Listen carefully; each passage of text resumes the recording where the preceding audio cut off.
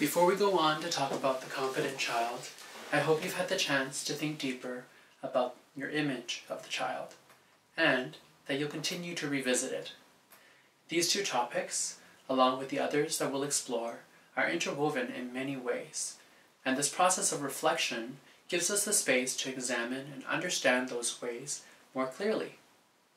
In my personal practice, I've found that being able to revisit plays a pivotal role, and it can be in the form of creating a digital document with notes, leaving voice messages for yourself, or writing in a notebook or journal. Try it for yourself, and I wonder what you'll discover through the process of doing so.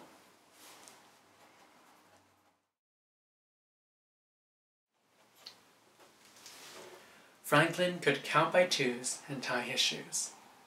Does this sound familiar to you? These were the first few words that started every episode of the 90s children's show, Franklin.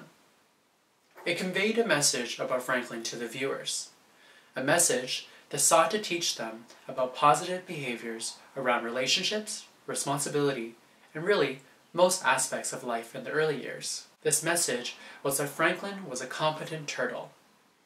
It meant that he had the tools needed to navigate the world around, which allowed him to express himself, problem solve, and interact pro-socially with those around.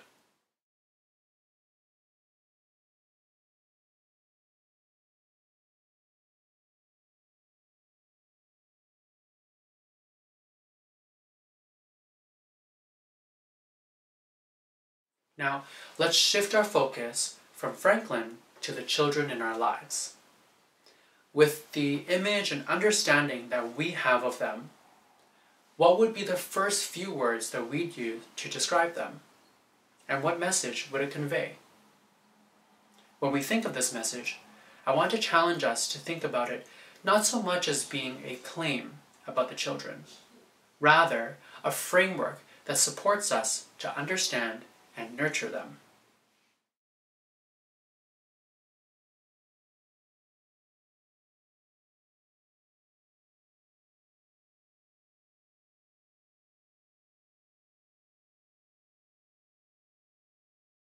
You see, a claim easily settles within a child's mind, thereby limiting their experiences, whereas a framework leaves room to create and facilitate nurturing environments where children can explore, understand, and question the world around them. If, for example, I believed children needed to be good, then as a teacher, my main concern would be that the children in my class only go about their day being good, leaving no room to explore past this idea of being good.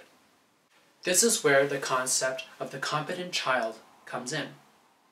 Viewing the child as competent helps us to understand and explore who children intrinsically are, how they choose to interact with the world, and how they construct their understanding of it. With this in mind, we are able to create and facilitate environments that invite children to explore, understand, and question as they are, not as we expect them to be.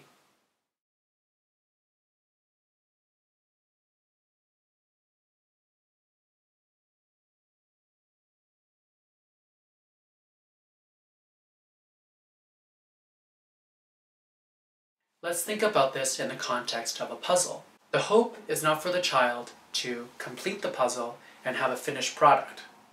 Rather, to have the space and time to notice the uniqueness within each piece, the beauty within their designs, and maybe wonder what they would look like placed together even if they don't match. All of this is only possible if we allow for room for the child to be in the moment and interact with the puzzle through their imagination and creativity. Or in other words, to be the competent child. For early childhood education in British Columbia, there's a resource that helps support not only educators, but also everyone involved in the lives of children.